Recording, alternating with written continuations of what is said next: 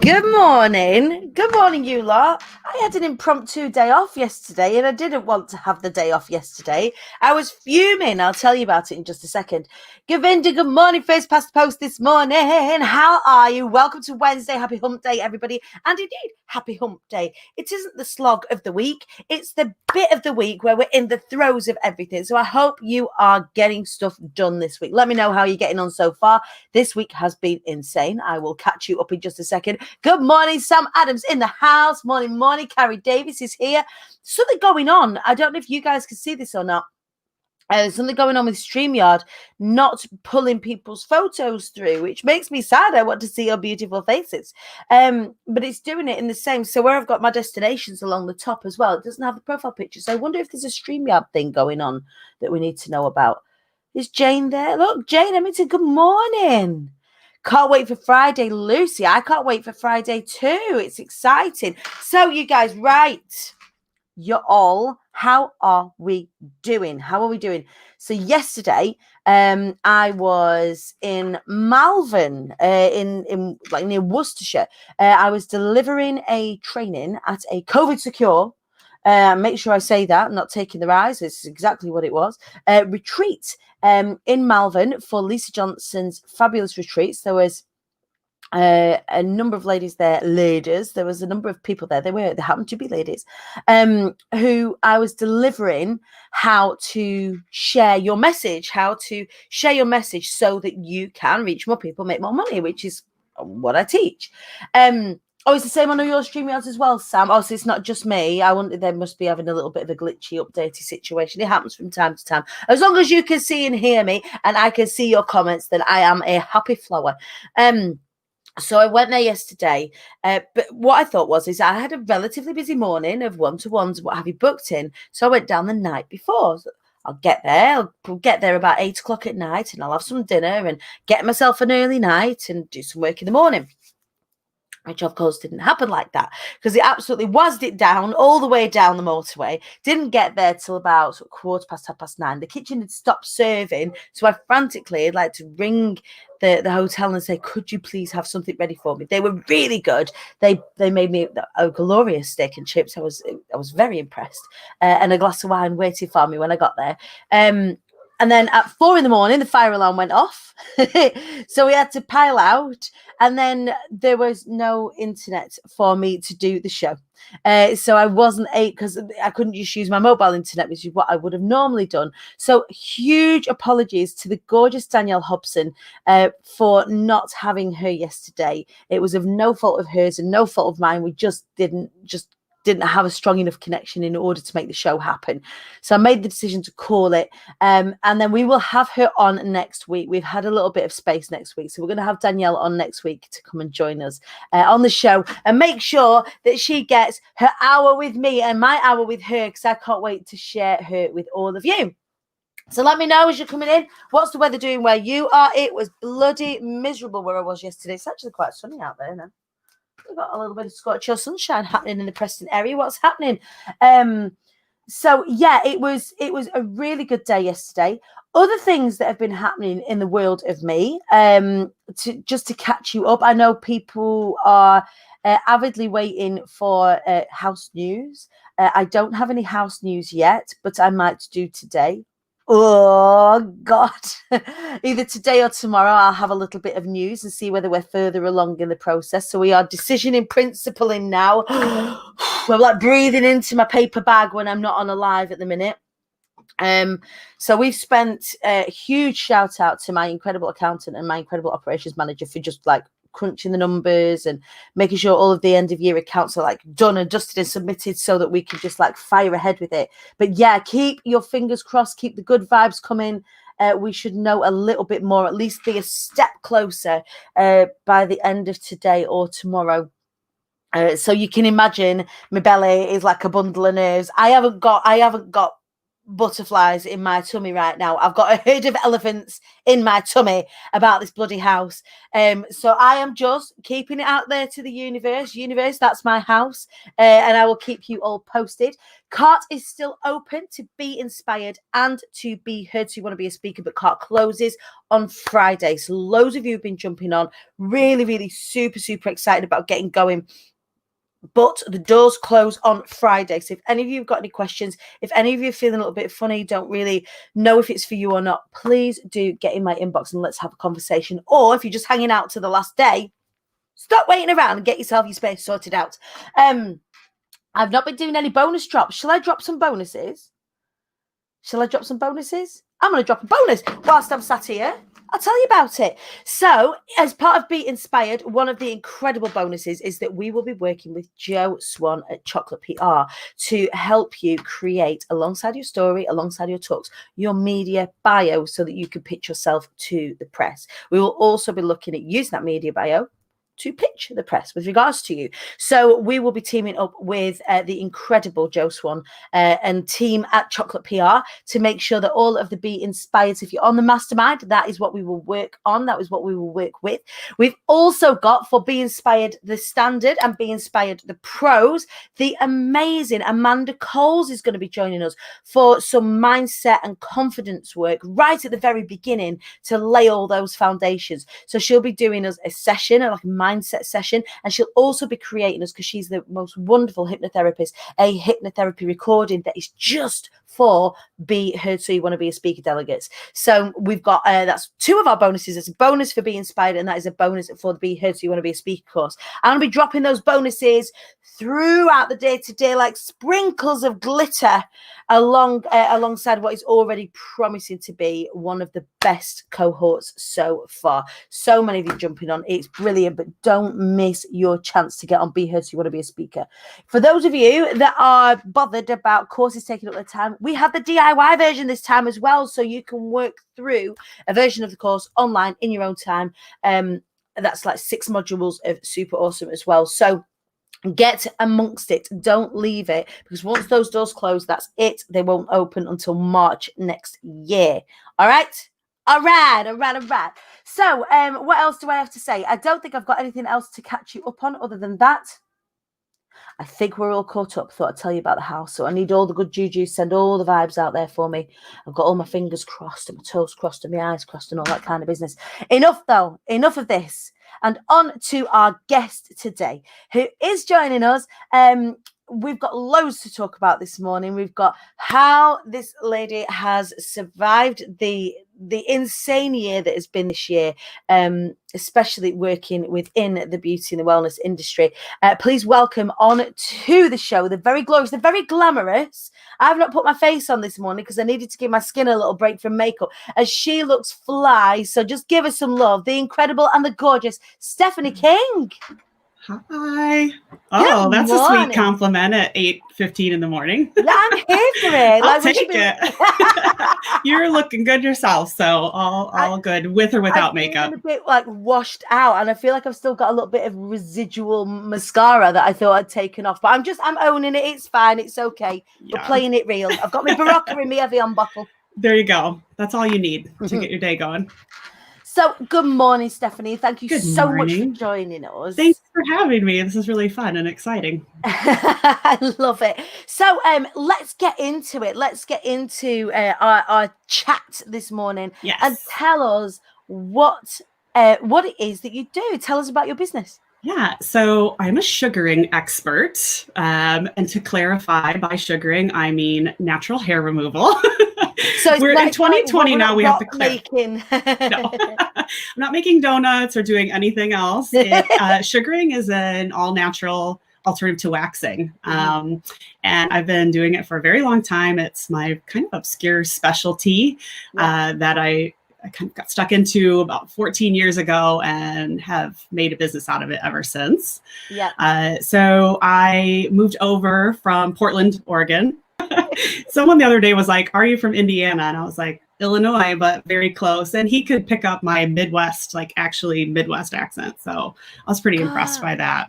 It's funny. Accents always, I find it fascinating, accents. In the UK, there are more accents and dialects per square mile than there are anywhere else in the world. That's crazy. It is.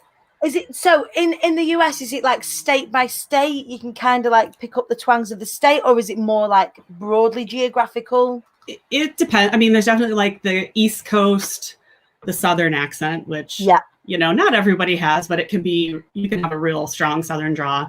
And then Midwesterners, I think we maybe over enunciate. It's a little bit of like nasally addition to it. And then, I lived on the West Coast for years. And when I first moved there, people were like, oh, I can tell you're from the Midwest. And I was like, I don't think I sound any different than you, but apparently I do. So, and now I've lived in England for going on 5 years now. Yeah. And at first all, accents sounded the same, but I've traveled around a lot and I've been in different areas where I'm just like, what? It's actually a lot of the slang and stuff that I still get stuck on 5 years later and just totally embarrass myself. But it changes all the time. The slang changes all the time. There are so many new words that, at best, some of the accents are thick. If you think about the Scouse accent or, a Glaswegian accent or, a heavy Welsh accent, it must be to the untrained ear, like, slow down a little bit. Like, let me. I definitely nod. The first time I went, we're not like sipping tea and eating biscuits here. Like, you need to talk. The first time I went and taught up in Scotland, I was just like, hold on. let me repeat back to you and so I understand. But now that I've been up there a few times and it's so you get better at it and you kind of pick your little phrases that you're like, I'm gonna start incorporating a couple things into my repertoire and see if anybody notices. See if you can throw it in there. Yeah. My husband's from down south, he's from Kent. So when we first met, he was really his accent was really strong from the Kent area, and I've got a really strong northern accent. And in living together, actually, both of our accents have softened. Yeah. So when he goes, I don't know if you've got family over in the US still. Yeah. Yeah. So when he goes down to visit his family, he's like, "You sound northern," and in my mind, he still sounds southern. He still sounds like, but his accent has softened. Has yours changed at all?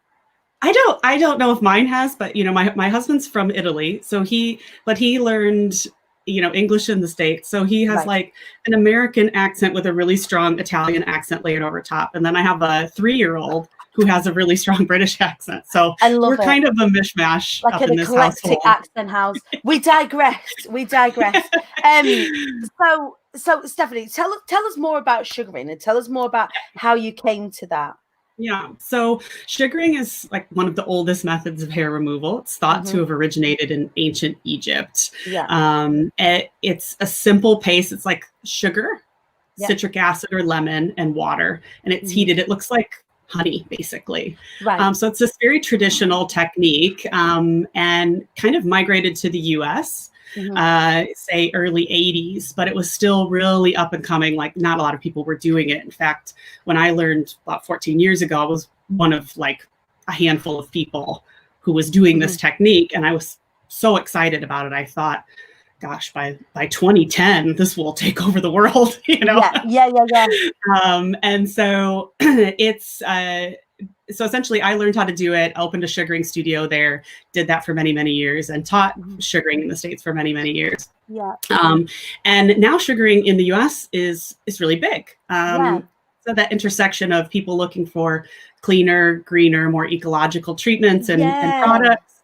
And then also, sugaring produces like very, very low waste. We use biodegradable gloves and it's compostable sugar. So we don't, we're not putting a lot of stuff in the bin, essentially. Yeah, I hear that. And that is, and now more so than ever, people are becoming more conscious of this and more aware of this and are wanted to do things that are less like you say, throwawayable, single use that isn't, biodegradable or that isn't recyclable. And it's good to know. Like if I think about even shaving, single use razor blades. Yeah. a plastic, single-use plastic, and there is, if I go into, you know, a supermarket, they are big packs, and people buy them and buy them and buy them and buy them, and it's just crazy, isn't it? It is. With sugaring, is there a pain difference?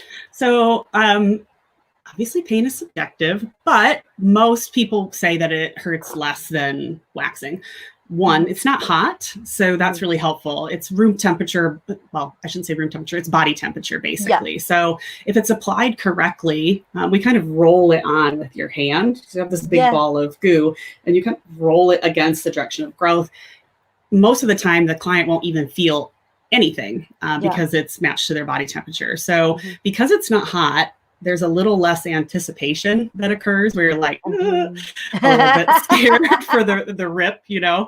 And it also takes hair out in the direction of growth. Like the same if I was going to tweeze an eyebrow, I would tweeze my hair this way, not this way, right? Yeah. And so because sugar takes hair out in the natural direction, it slides out a little bit easier. So most people find it to be a more pleasant experience. Right. And it's a little bit more, it's less apply, wait, remove. It's kind of like hoovering. You're just kind of like going over the areas and picking it up until you're like, there, it's nice and clean. And now I'm done.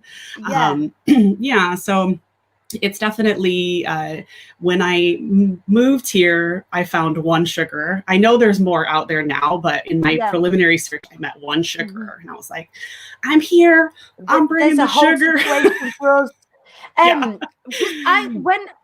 This is going back some years now. When I was 16, 17, when I left school, I dipped my toe into performance art, but there was only so much writing about singing that I wanted to do.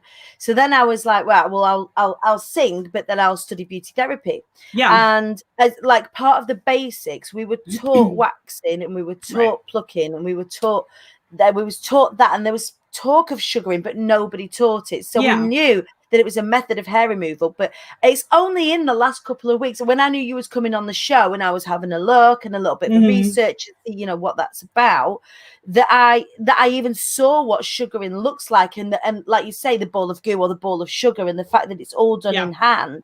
It's kind of like, if anybody's ever been to like a rock factory at the seaside where they're where they melt the sugar and boil the sugar up. Obviously, like you say, this is body temperature sugar that you're using, and not like super boiling sugar like they use in the sweet shops. But it almost looked similar to the working of that sugar when people are making rock, and I found it fascinating. It is. It's definitely an art in and of itself. Everybody does it a little bit differently, and obviously when you put, you know, sticky, imagine, you know, putting this sticky ball of sugar onto some really dense hair. Obviously you have to know and be able to finesse it so that you can get it off. But it is now, it's starting to have a moment here, which is really exciting, because you're perfectly placed. You're like, I am. You know, the people who've known me for the longest jokingly will say, every year I say, you guys, this is the year for sugaring. I can feel it in my bones. And they're like, you said that in 14, 15, 16. I'm like, 2020. I swear to God, it's the year for sugaring. But we've seen it go and rise, like, and become super popular in the States. So I'm only just like, I have to believe that it will catch on here. Things really late. Like even coaching, if I think about like coaching or mindset coaching or therapy, even let alone the sort of beauty side of things, it just takes us a little while to trust. I think it takes us a little while to kind of cotton on, and we are much less open to trying new things, but more so now than ever before. So seeing, I mean, especially, I don't know, I wanted to ask you about this. Are your clients, are they younger? Are they becoming younger in terms of like in the early 20s where they're trying out these different methods? Or are they, you know, older women that are wanting to try out, becoming more aware of stuff? Or are you getting a mix of the two? It's definitely a mix. Initially, a lot of the women that were coming to the class were more established beauty therapists. And I talked to a lot of people who said, I remember when sugaring was a thing, or I trained in sugaring for like a half day, but I never really picked it up.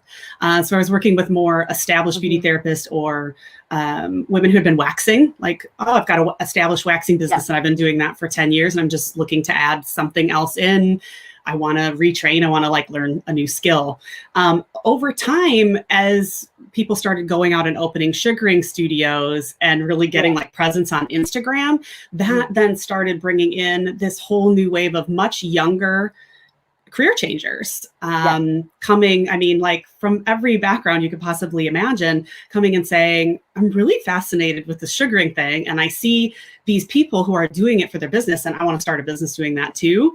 And so now I would say maybe like 70% of the people we train are younger, 30 or under. And it's super demonstrable as well. Like as a skill, it looks like you have to be, because you do. It looks like you have to be skilled in order to do it. You can't just like, I could just like boil up some sugar and start whacking sugar all over my legs because it wouldn't work. You've got to train to make it happen. Yeah. So, but like you say on Instagram, it's highly demonstrable. So it's a great, if it's a skill that you have and you get to demonstrate it on social media and what have you, it's very attractive to the people that are like, oh, what's that? This is a new beauty thing. It's not new. It's really old, actually, isn't it? But it's really fun to watch. And I think people get really wrapped into it. And because it's new, it's kind of like, well, I mean, people don't, probably grow up and go, when I grow up, I'm going to start a sugaring business. It's not something they're really like thinking about. Wake up one day. It's definitely a good career move for me.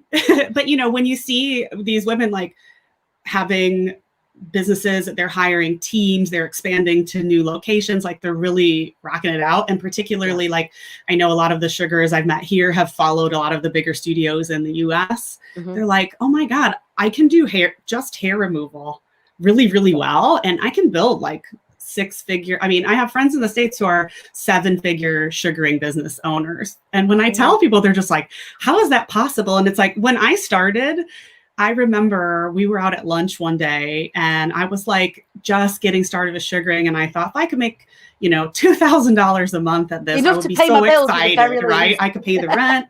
And this woman, I was eating a taco and this woman said she was making $10,000 a month. And I was literally like, I'm sorry, what?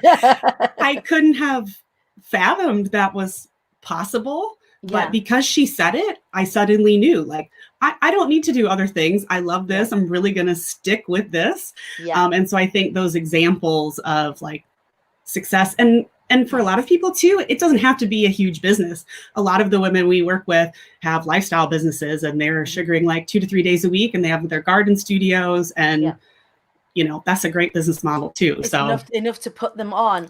It's interesting when you say that, when you first hear somebody say that there is a possibility with regards to success in a particular field, and if it's something that speaks to you, all of a sudden the trees start to part because you realize that something is possible. Again, this is something that happened for me, Stephanie, within the online world. I already had all the skills to teach people speaking. I already had all the skills to do all of this sort of stuff, but I just didn't know how. It was only when I came across people like Lisa Johnson, Dan Meredith, I could see actually that's how you do this. It's just a little bit more finesse. You just got to tweak a little bit, think a little bit more ahead instead of thinking, okay, so how do I pay the bills now? Think about okay, how much do I need to? And like you say, 10. It gets bandied around quite a lot, like 5-figure months and things like that. I never in a million years thought that I would be able to do that in an online space consistently and do that way. But it was soon as I saw somebody who was like, here's how you do this, or at least I'm doing this, even if it's just that, like, oh, you can do that. Well, I'm going to figure out, I'm not going to do that as well. I know. It's like you see that example and suddenly you can start. It's like that being. It's hard to visualize something with no frame of reference, but when you see someone else doing it, it's much easier to kind of insert yourself in and go, well, if she can do it, I suppose I could do it if I wanted to too. And so that, I think, thankfully for things like social media and Instagram, to be able to see these examples of how people are, running their businesses, but also the back end and like all of the stories and the lives and like what it really looks like. You're like, okay. if I get myself organized enough, I can actually pull this off too. So it's been cool experience. Amazing. So it's been a funny year. Yes.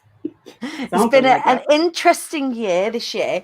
And one of the industries that particularly from March through August, that was hit particularly hard was the beauty industry and the wellness industry.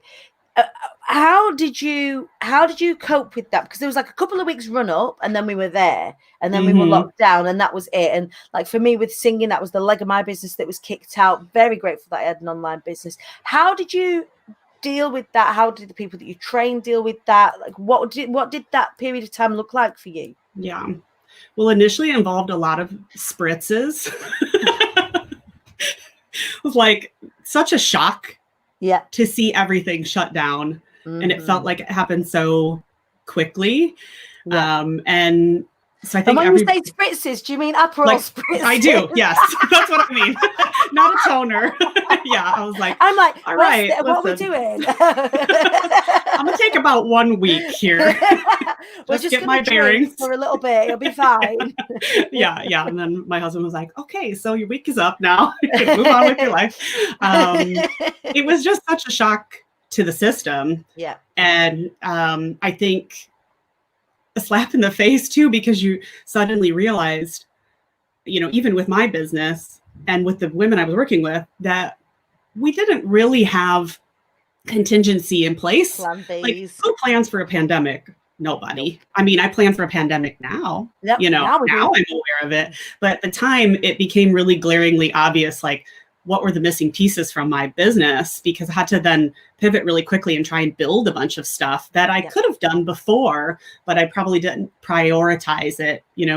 For my company, we're live face-to-face training. And of course we have our community online. So there's always that community support, but it was really scary initially because people were like, oh my gosh, I just shut my business down and I don't have any other means of making money. I don't have products for sale online.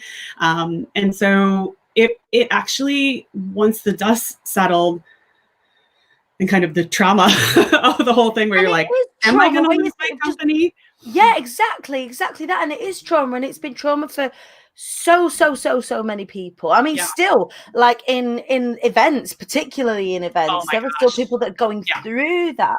And there's, furlough only works for people who are in employment. The self-employment provision hasn't been the greatest. When you are self-employed, sometimes there is creativity that goes on around accounts in order to keep you tax efficient and keep you above buoyant and treading water. So it has been traumatic, and it is a couple of my friends are like contingency planners, and they're kind of like, we've been waiting for this our entire lives. Like, we're ready. Like, nobody else is. We haven't got these things that are underneath. Like I said, thank God for my online business, because our house, I'm the breadwinner. That like our house we'd have been in a similar position than I was 10 years ago. We'd have been looking at losing the bloody house. Yeah. So to then have this awakening. This awakening with regards to your business, you've got to get creative, because your business is hands-on and skilled. So skilled practitioners are the people that have got to do this. How did you cope with that? What things did you do to start pulling those contingencies and those pivots together? Well, certainly for the community of people who are sugaring and have their businesses, one of the first things we did was build an affiliate site. Put all of the retail product online and start teaching people how to affiliate sell. And some people really picked it up. I have some sugars who are making quite a bit of money going and referring as affiliates on our retail site. So that was really cool. And it gave us it gave obviously me a way to continue selling product when businesses were closed. And also it gave the community the ability to go out and like, okay, now I know you're home, but here's a great moisturizer, give suggestions. They were doing Facebook lives and doing a lot of posting. And I did a ton of one-to-one sessions with people like, okay, let's try and get your email marketing up. It was really a lesson in technology, really. What I realized and how I'm moving forward with everything is that I know now that our community of sugars, tech skill-wise, interest in tech is low. Yeah. and skill level is low, only because it's just not the area where people want to be spending their time. But COVID has taught me that it's essential, and that our businesses, it kind of took me back to the drawing board of like, what does a successful beauty business look like? And a successful beauty business, it has to have other streams of revenue. It has to have other ways of making money, even when you cannot physically put your hands on people. And that's, I guess, the world we live in now. For my business, and that can happen again at any point now. So it's one of those, it's like, I try not to watch the news. I even try not to read the updates, but you can see the rhetoric that's coming from the media, that is what they're gearing up towards. And that might be some sort of announcement they make in the next couple of weeks or so.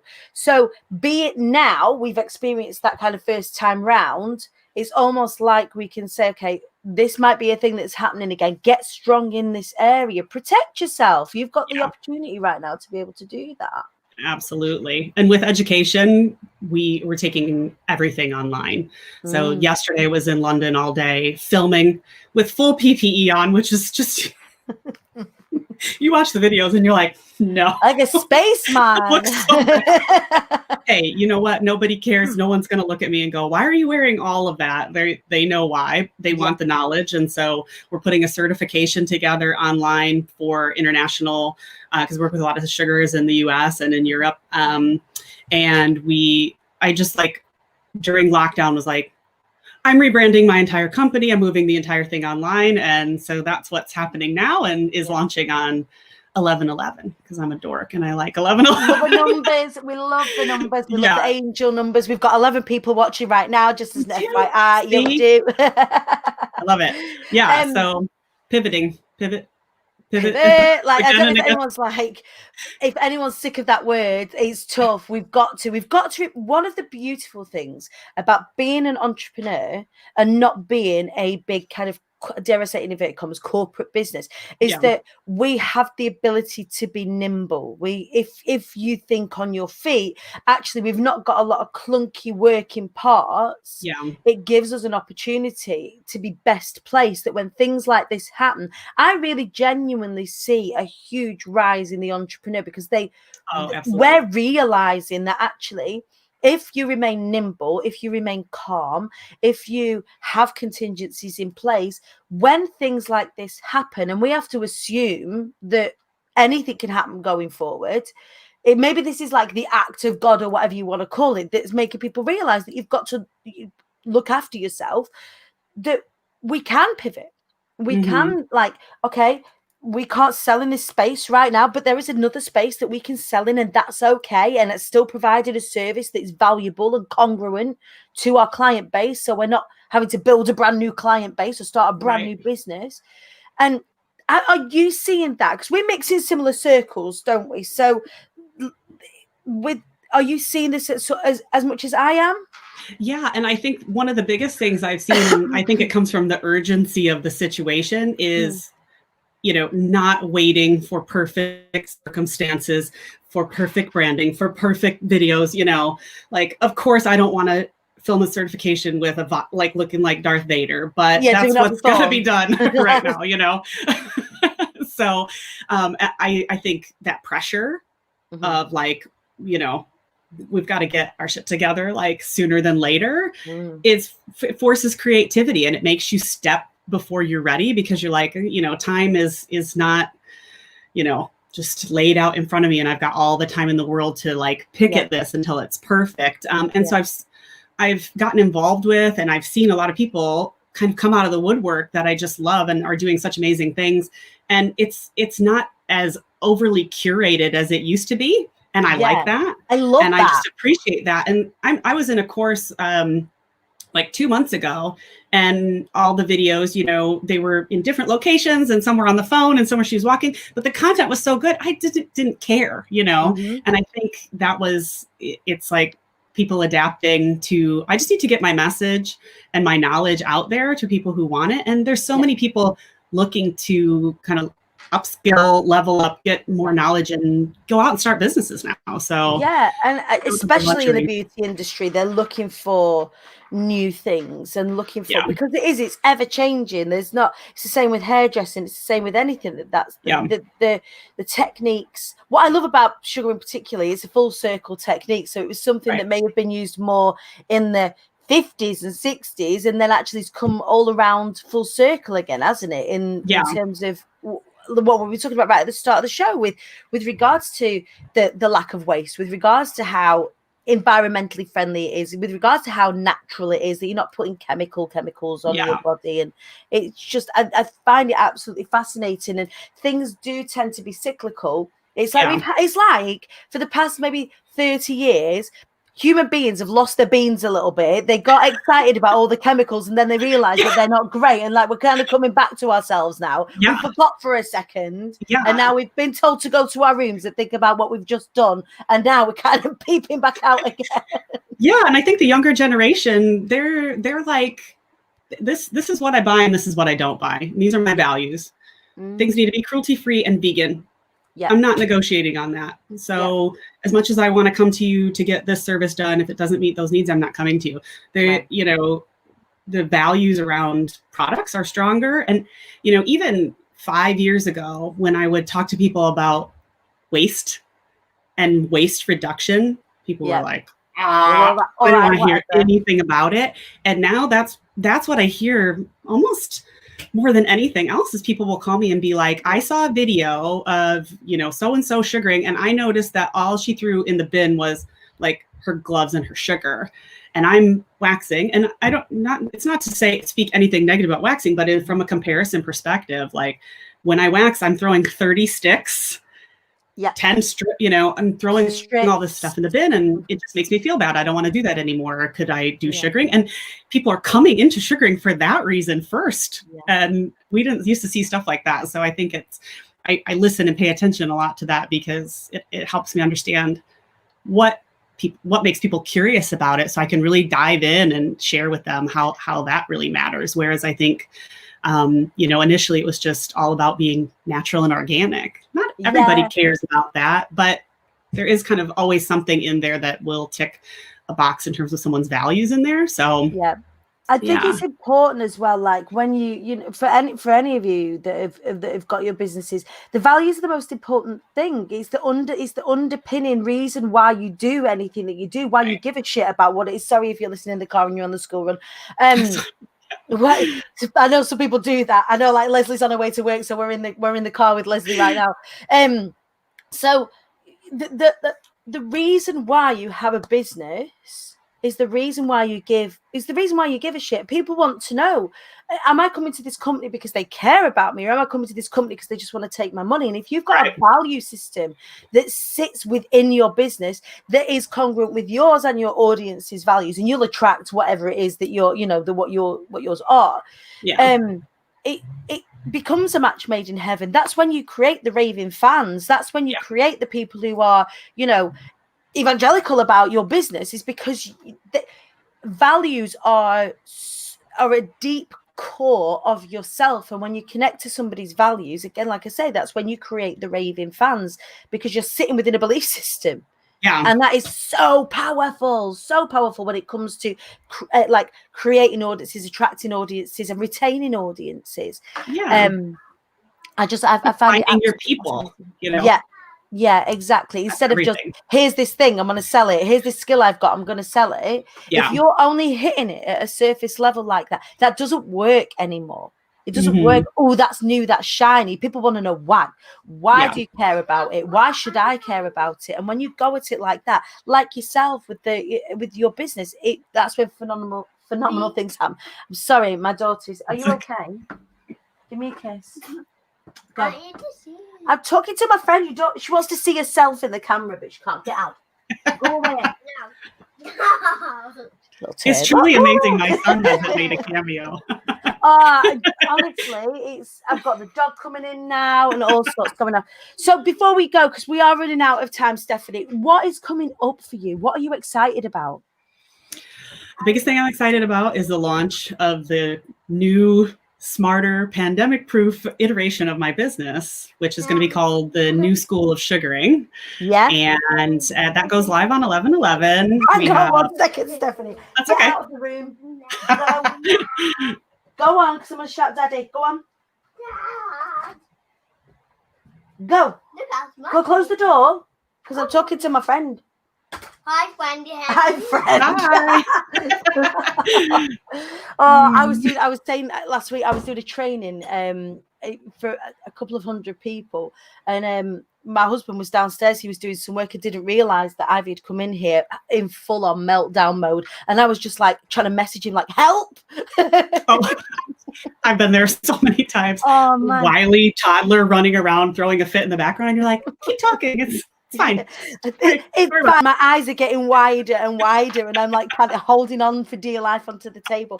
So 11/11 is the launch of tell us about that again, because I got distracted by my child. That's okay. So for the last 5 years, we've been London Sugaring Company, which was, the company I started when I first moved here, but things have grown and evolved. I have an amazing team. I have about 13 trainers teaching sugaring all over the UK and in Ireland and beyond. Now we're spreading out. So I reimagined how I wanted my company to run and created a space online where we can put all this content.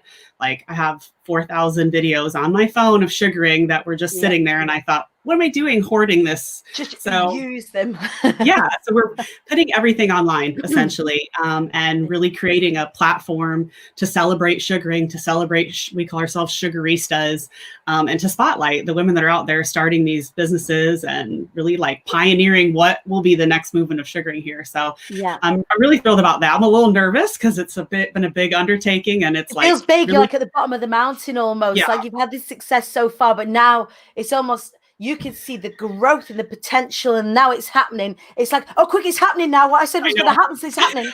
That's exactly what I'm it is. with you. That's exactly what it is. I just said to someone the other day, I have to every day ask myself, is this really like, this is really happening right now. We're open and things are going fast. And I don't know. It's not that I didn't see it coming. I think being home for so long and in my head, I just didn't know what to expect when we reopened. And now I'm like, oh, here we go. All right. So give me more of that. This is a thing now. Again, like we was just crunching all the numbers from the accounts, and in just 12 months, things have been phenomenal. And this is not me. This is not a brag. It's just when you put all your ducks in the line and you are aligned with your values and you are aligned with your mission and you are aligned with what it is that you're selling, then it does become much easier. The work doesn't feel like work anymore. And yes, the hours are long, but it isn't the same. There's not the same resentment that's there when you're kind of either flogging a dead horse or you're doing something that isn't congruent with your values. It's hard to get out of bed every morning. And we were saying just before we started the show about finishing things. And I was a notorious not finisher of things. And it was the ghost of personality profiles past that was carrying with me. It was, oh, you're an ideas girl. You're the creative girl. You're the one that whips everyone up into a frenzy. You don't finish anything. That's one of the negative parts of your personality. So I was like, I just sat in there. I didn't finish anything.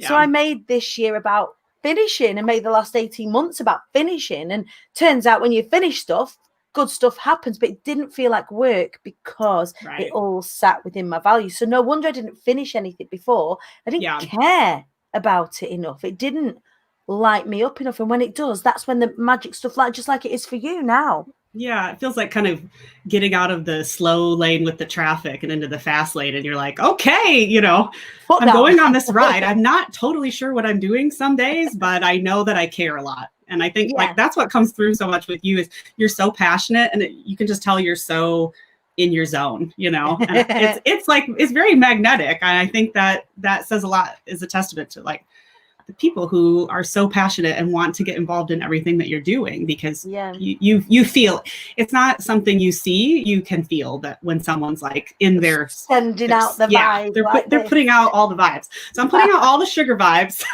The thing is, you can, again, like with you can feel it. It's been lovely to speak to you this morning because it's nice to meet somebody who thinks in a similar way. Like one of the things that we were laughing about just before we went on air as well was when you are aligned and you work that way, you suddenly become not normal. You suddenly become like the people around you are like trying to keep up. Like, God bless my team. Yeah. Have to tell me to just not stop, but plan it in. Like I got an idea yesterday and I said something. I was in the flow, so I said something. I was like, well, I'm gonna have to do that. I'm gonna have to launch that. I'm gonna do it next month. So I told my operations manager and she was like, Daniela, you're not gonna do that. Oh, we've got the capacity to do that next month. Oh, all right then. But we've planned it in. So by having a good team around, again, so being nimble and being an ideas person is brilliant, but then having a good team around you that helps you make that happen, I think has been helpful. Yeah. I think that's the only way you can be the CEO or the visionary of your company is to know that other people are going to help you get those things executed. Otherwise, it's just so easy to stay in like ideas mode and planning mode. I know having a team this year that's really changed the game, and like finding that right person who gets me and she gets like my spassiness, you know, I'm always overly caffeinated. I'm always a little bit like, and she's like, I got you. Here's what you need to do. And I built this system based on the way your brain works. So here's what I want you to do. And I'm like, I will do it, you know, because and it just makes works. Sense. Yeah. So, but it's when you do grow and you do scale like that, you start to be able to, because when you first start, you're wearing all the hats. Yeah. So you're wearing the marketing hat, the sales hat, but you're also wearing the product development hat. You're also wearing the finance hat.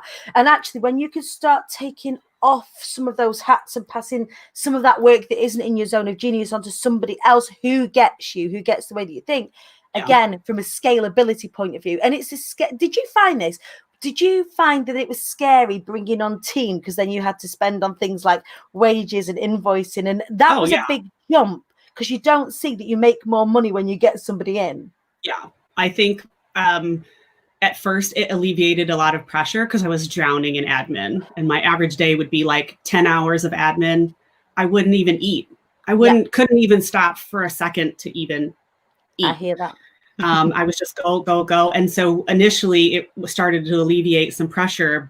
And I think on my VA started at like 10 hours a month, and then it was 20, it was 30. And then I was like, what's the highest? What's what can I get? But now I feel so much better. Yeah. I'm so much more level and I can think more clearly. You've got bandwidth. I see I mean, she's just amazing support for me too, but I see that return on it. And I see how this has been the missing piece.